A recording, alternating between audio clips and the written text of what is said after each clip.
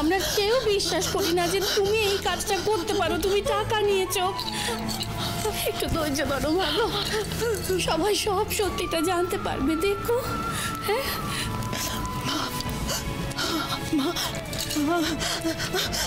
আমার একটু একা থাকতে দাও, তোমরা একটু একা থাকতে দাও। এইভাবে ভেঙে টুকরো হয়ে যেতে দেবো না আমার সংসারকে। এই ঘটনা যে ঘটিয়েছে তাকে আমি খুঁজে বের করবই।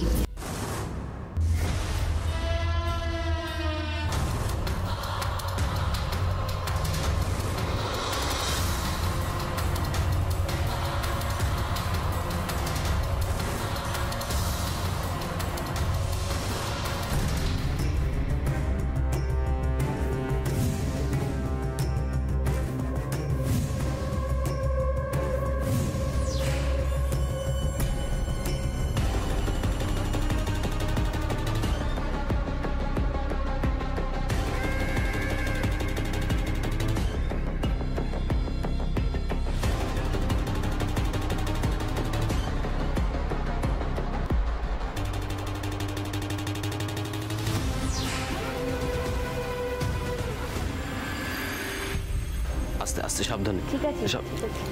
এবার বুঝতে পারছেন তো গোয়েন্দাগিরিটাই আপনার জন্য বেস্ট। সারাদিনে কত কিছু করলেন আপনি। নিন এবার বসুন, ওষুধটা খেতে হবে, শরীরটা আবার সুস্থ করতে হবে, তারপরে রবীন্দ্র জয়ন্তী আসছে, সেখানে তো পারফর্ম করতে হবে।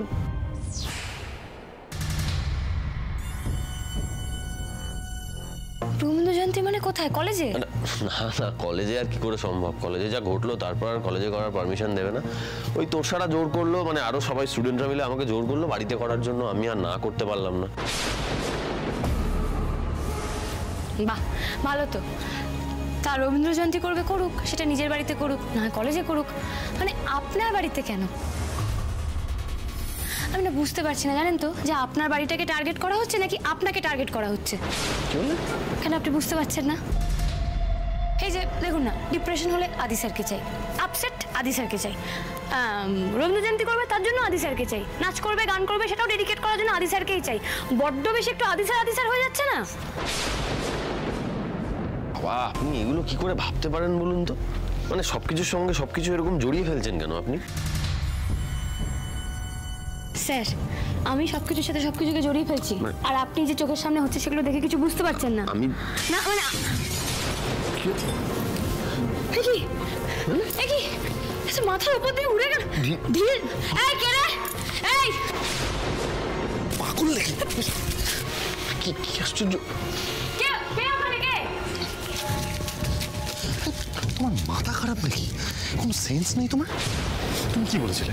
তুমি বলেছিলে আদি স্যারের বাড়িতে তোমাকে নিয়ে আসতে, আমি তোমাকে নিয়ে এসেছি। তুমি বলেছিলে ভিতরে অব্দি ঢুকবে না, বাইরে থেকে দেখবে। তাহলে এটা কি হলো? তুমি দেখতে পেলে না? হ্যাঁ, ওরা কিরকম কাছাকাছি চলে আসছিল, যদি চোখে ফেলতো। দেখুন স্যার, এটা কিন্তু এবার বাড়াবাড়ি হচ্ছে। এতদিন ধরে এই বাড়িতে আছি, কখনো এমন ঘটনা তো কখনো আগে হয়নি। আমি না দেখে আসছি, আমি দেখাচ্ছি মজা, আপনি দেখুন।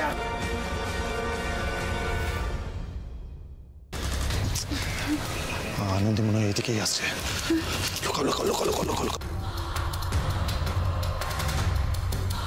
তবে রে, কই দেখি। হ্যাঁ, ঢিল এখান থেকেই ছোড়া হয়েছে স্যার, তার মানে এখানেই কোথাও আছে। আপনাকে বারণ করলাম তো এখানে আসতে, এই অবস্থায় কেন এখানে ছুটে এলেন? যদি আপনার কিছু হয়ে... তোরসা, আনন্দী একবার যদি দেখতে পায়, বাড়িতে ঢোকার তোমার পার্মানেন্টলি বন্ধ।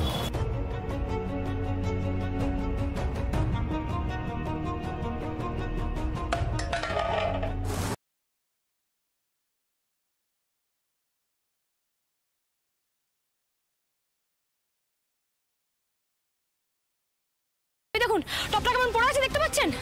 আরে ওদিকে তো বেড়াল থাকে ধরে নিলাম, কিন্তু ঢিলটাকে মেরেছে সেটা দেখুন আগে। আচ্ছা, আপনাকে ওই যে স্ট্যাপ করেছিল সে আবার বাড়ি পর্যন্ত চলে এলো না তো? সেটা তো বুঝতে পারছি না স্যার, কি হচ্ছে পরপর এগুলো। আমরা রহস্যের পিছনে ছুটছি নাকি রহস্য আমাদের তাড়া করেছে, কিছুই বুঝতে পারছি না। সবটা কেমন যেন ভুলিয়ে যাচ্ছে। আনন্দী,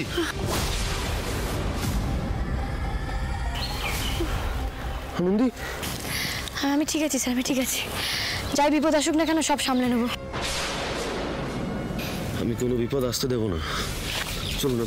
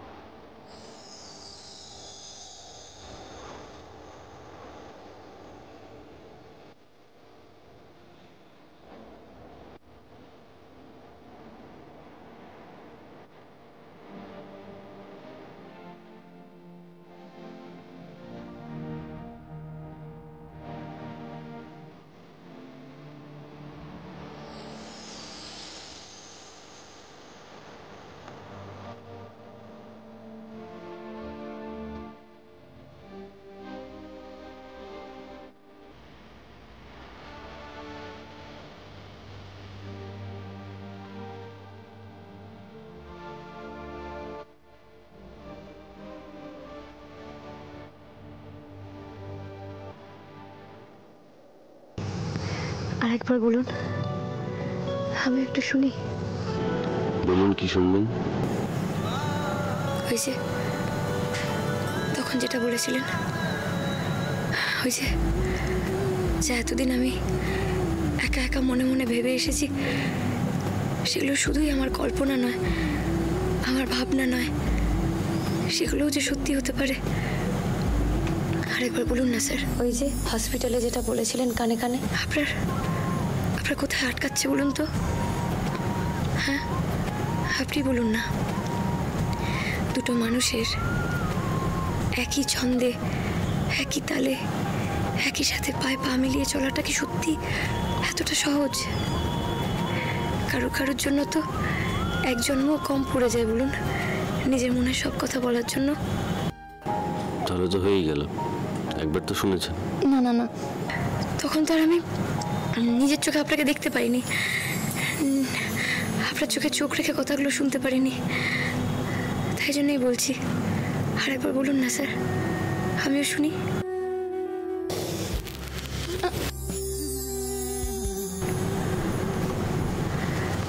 চলে যাচ্ছেন কেন? আরেকবার বলতে আপনার কোথায় আটকাচ্ছে বলুন তো, একটু শুনি না।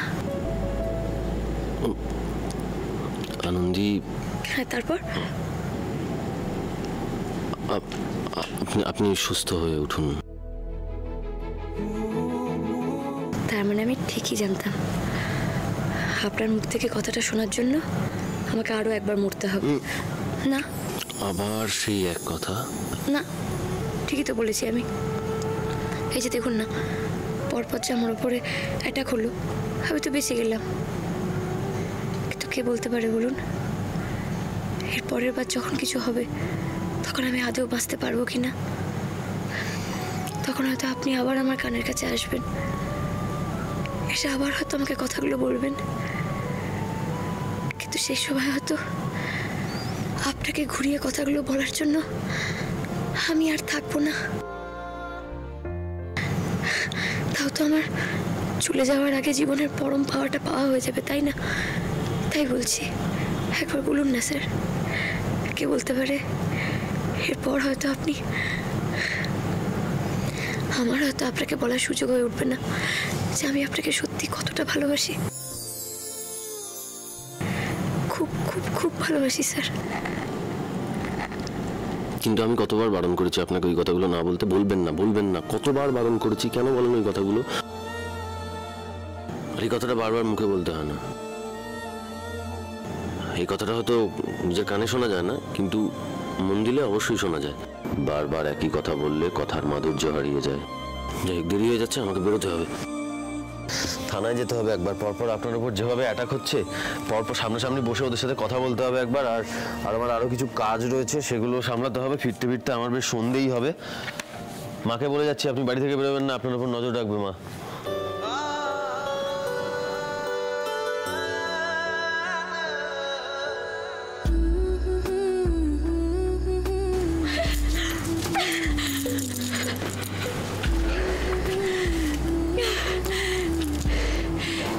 স্যার নিজের মুখে বললেন, উনি নিজের মুখে বললেন যে উনি আমাকে ভালোবাসেন।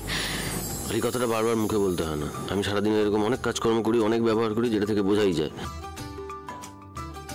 এই কথাটা হয়তো নিজের কানে শোনা যায় না, কিন্তু মন দিলে অবশ্যই শোনা যায়। ওরে আনন্দী রে, ছোট থেকেই শুনেছি যা কিছু খুব দামি তা খুব যত্ন করে রাখতে হয়। আজকে স্যার আরো একবার আমাকে সেই জিনিসটা শিখিয়ে দিয়ে গেলেন। সত্যি তো, বারবার যদি আমি একটা মানুষকে বলি ভালোবাসি ভালোবাসি ভালোবাসি, তাহলে বুঝি সেই ভালোবাসাটার গুরুত্ব কমে যায় না? ও মা দুর্গা, স্যার নিজের মুখে বলেছেন স্যার আমাকে ভালোবাসেন। আমি ভাবতে পারছি না। আমার সবকিছু ভালো লাগছে, আমার পৃথিবীর সবকিছু সুন্দর লাগছে। মধ্যে চিৎকার করে গোটা পৃথিবীকে বলি যে yes I am in love. আমার সব ভালো হয়ে গেছে। স্যার আমাকে নিজের মুখে বলেছেন উনি আমাকে ভালোবাসেন। আমার সব সুন্দর লাগছে, পৃথিবীর সব সুন্দর লাগছে। চেয়ারটা সুন্দর, এটা সুন্দর, খাটটা সুন্দর, বালিশটা সুন্দর, সব সুন্দর। আমি কি করি?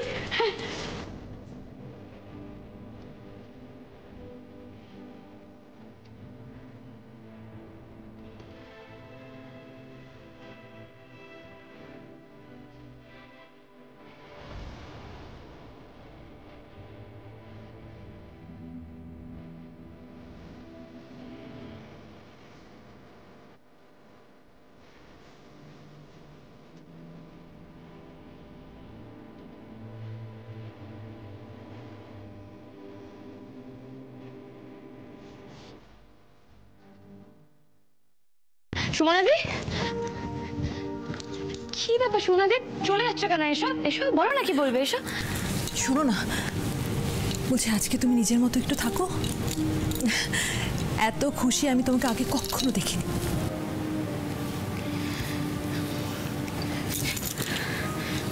দেখো, তুমি, তনুশ্রীদি, মা, ঠাম্মি, তোমরা যদি ভালো না থাকো, তোমরা যদি হাসি খুশি না থাকো, তাহলে আমি কি করে খুশি থাকবো বলো তো? বলো না কি বলবে, বলো। আনন্দি, এই পরিবারটাকে আমি নিজের পরিবার ভাবি, আর তনুকে আমি নিজের বোনের মতো ভাবি। ও কি করে ভাবলো বলো তো যে ও চাকরিতে যায় বলে আমি ওকে হিংসে করব?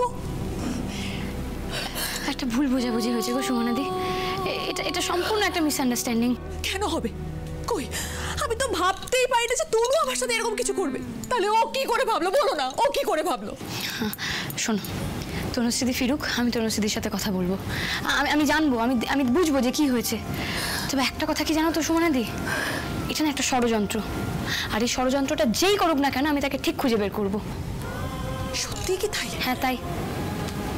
তুমি বলো তো, আমাদের এই লাহিড়ি বাড়িতে আমাদের এই সংসারটাকে কারা ধরে রেখেছে? আমাদের এই মেয়েদের বন্ধুত্বটা, আর আমাদের এই মেয়েদের বন্ধুত্বটাতেই কেউ আঘাত করার চেষ্টা করছে, আর সে যেই করে থাক না কেন তাকে আমি ছাড়বো না।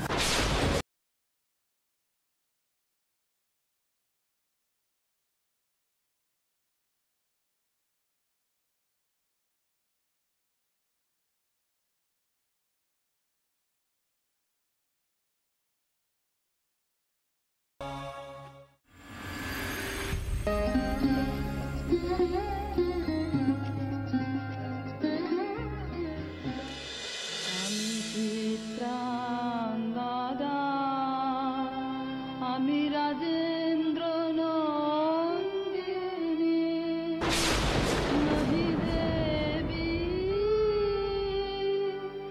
নহি সমান নারী, আমি মানে এই চিত্রাঙ্গদাটা তুই করছিস? অবভিয়াসলি, আমি ছাড়া আর কে করবে? দেখ, আমি জানি তোরা খুব এক্সাইটেড, বাট এই ক্যারেক্টারটা আমি করলে রবীন্দ্র জয়ন্তীটা একেবারে দুর্দান্ত হবে। এই মেয়েটা যতটা ইম্পালসিভ ঠিক ততটাই গাধা। হোপলেস। দাঁড়া, তোর কেন মনে হচ্ছে যে এই ক্যারেক্টারটার জন্য তুই বেস্ট? এখানে তো আরো অনেকে আছে না যারা ডিজার্ভিং। দেখ, এটা তো মানবি যে আমি যদি আদি স্যারকে না মানাতাম তাহলে কিন্তু আমাদের প্রোগ্রামটাই হতো না। সো বাহ, অসাধারণ। তুই রাজি করেছিস বলে তুই করবি। এমনিতেও আনন্দে শরীর খারাপ, ও গানটা গাইতে পারছে না, তাতে কিন্তু আমাদের নাটকের চার্ম কিন্তু অনেক কমে গেছে। শোন, আমাদের নাটকের জন্য না বেটার কাউকে প্রয়োজন। কি বললি তুই? বেটার কাউকে প্রয়োজন? আমি কেন বেটার নই? And what do you mean by আনন্দে গাইবে না বলে প্রোগ্রামটার চার্ম নষ্ট হয়ে গেছে? ওকে ওকে ওকে ওকে ফাইন, তুই চিত্রাঙ্গদাটা কর, অঙ্কিত তাহলে Arjun. No way, impossible. Arjun ক্যারেক্টারটা একমাত্র একজনই ডিজার্ভ করে, আর সেটা হলো আদি স্যার। And that's final. হয়ে গেল। এই পাগল প্রেমিকে নিয়ে আমি কি যে করি। আদি স্যার কিছুতেই ক্যারেক্টারটা করতে রাজি হবেনই না। আর খুব সরি রে, আমরা কেউ আদি স্যারকে এই বিষয়ে রাজি করাতে পারবো না। তোদেরকে বলেছি আমি।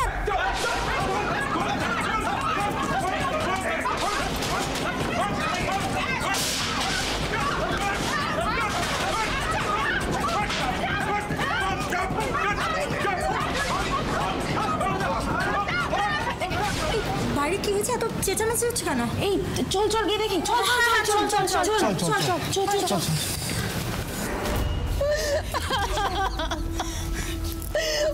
অপারেশন থিয়েটারে যাওয়ার আগেও আমার ছেলেটা বলতে গেল ফিরে এসে বল খেলবে, আর আমার সেই ছেলেটাই আজ।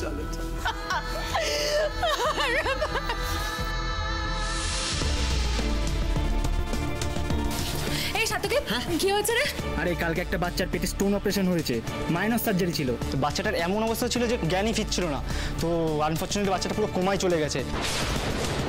এখন থিয়েটার থেকে বের করছে, বাচ্চাটার বাড়ির লোক সবাই ক্ষেপে আছে, পুরো ভাঙচুর হচ্ছে। আমি চললাম। কি প্যাথেটিক। এইরকম একটা মাইনার অপারেশনে এটা হলো কি করে? রাইট, এখন তো এটারই উত্তর খুঁজছে সবাই। এটা অ্যানালিসিস করব আমি, আর সেই পেপার সাবমিট করব আদি স্যারকে। আমাকে স্যারকে ইমপ্রেস করতেই হবে। এটাই সুযোগ দর্শা, এটাই সুযোগ। বাহ, ঠিক আছে, কি সুন্দর সব মুহূর্তগুলো। হ্যাঁ, একবার তোমরা দুজন এখানে এসো না, তারপর দেখি কতক্ষণ তোমরা দুজন দুজনের সঙ্গে আড়ি করে থাকো। হা হা হা, সব একদম রেডি, জমে ক্ষীর। হ্যাঁ, চিরকুটগুলো তো সবাই ঘরে ঘরে দিয়ে দিয়েছি, এতক্ষণ নিচে সবাই হাতে নিয়েও নিয়েছে। সরে যান, সরে যান।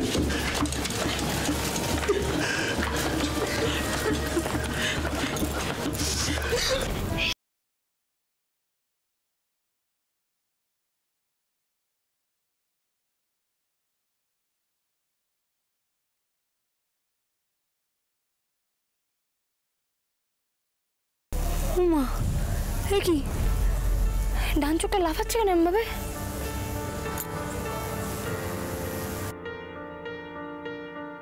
সব বিপদ কাটিয়ে তো এই অবধি এলাম, এখন আবার নতুন কোন বিপদ ওত পেতে আছে?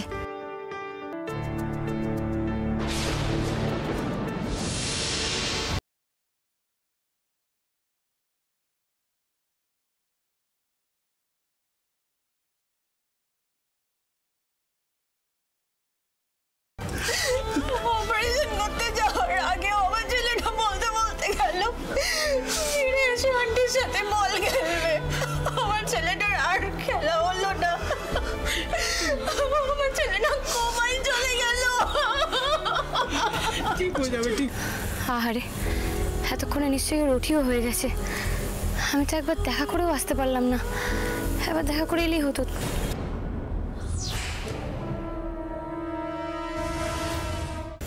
আনন্দি, হে আনন্দি, তুই না আজকে একেবারে সে ছোটবেলাকার কথা মনে পড়িয়ে দিলি তো। হ্যাঁ, জানিস তো ছোটবেলায় না বন্ধুদের সাথে খেলতে যাওয়ার জন্য আমি ওদের ঘরের জানলা দিয়ে টুক করে চিরকুট ফেলতাম, আর আজকে দেখ আমি নিজেই চিরকুট পেয়েছি। হ্যাঁ, আবার লেখা আছে সন্ধে 7 ঘটিকায় দেখা হচ্ছে বাগানে, আর উপস্থিতি বাঞ্ছনীয়। ও বাবা, ও দিদি ভাই, কি তুই এলাই কাণ্ড করেছিস রে? হ্যাঁ, কি করেছিস? হ্যাঁ রে, হঠাৎ করে এই অনুষ্ঠান কেন? আচ্ছা ঠাম্মি, আমরা সবাই মিলে একসাথে কতদিন আনন্দ করিনি বলো তো? তাই ভাবলাম একটু খোলা আকাশের নিচে সবাই মিলে পার্টি করি। কি কেমন? ভালোই তো, তবে সবাই কি আর আগের মতো আছে আনন্দি? তনুশ্রী কি না সুমনাকে ভুল বুঝলো? ওই ভুল বোঝাবুঝিটা ভাঙানোর জন্যই তো পার্টিটা দেওয়া। মা, তুমি দেখো না, ভুল বোঝাবুঝি আমি ভেঙেই ছাড়বো। দিদি ভাই, এই ছবিগুলো টাঙিয়ে তুই খুব ভালো করেছিস দিদি ভাই। হ্যাঁ রে, ওরা দেখে দুটিতে মান অভিমান ভুলে এক জায়গায় আসুক। এই বাড়িতে ওরা দুজন আছে বলেই বাড়িটাতে তবু একটু হাসি খুশি আছে, আনন্দ আছে। সেখানেও যদি চির ধরে তবে। আচ্ছা, তোমরা দুজন একটু বসো তো, বসো বসো। আমি এদিকে এসো, এই তো এদিকে এসো। তুমি এখানে বসো, আর মা এখানে বসো। এখানে? হ্যাঁ, বসো। আনন্দি, এই তো সুমনাদি চলে এসেছে। বলছি চিরকুটটা পেলাম, এখানে কি হচ্ছে গো? কেমন লাগলো তাহলে আমার ইনভিটেশন? হ্যাঁ, তোমার মাথা থেকে এসব বেরোয় বটে। কি সুন্দর সাজিয়েছো গো। তুমি সব একা করলে? এই তো তনুশ্রী চলে এসেছে, তাহলে আমরা অপেক্ষা করছি কেন? চলো আমরা পার্টিটা শুরু করে দিই। আনন্দি, আমার না খুব মাথা যন্ত্রণা হচ্ছে, বুঝলে তো, আমি একটু শুই। এই তনুশ্রী, দাঁড়াও দাঁড়াও দাঁড়াও দাঁড়াও। শোবে মানে? এই এখানে বসো তো, বসো বসো বসো, এখানে বসো না, বসতে বলছি বসো। বসো, চুপটি করে বসো। তোমার মাথা ব্যথা ছাড়ানোর ওষুধ আমার কাছে আছে। বলছে আনন্দী, আমি না একটু রান্নাঘরে যাই, আসলে মটর ভেজাতে হবে তো তাই। কেমন? এই রাখ দেখি তার এই মোটর।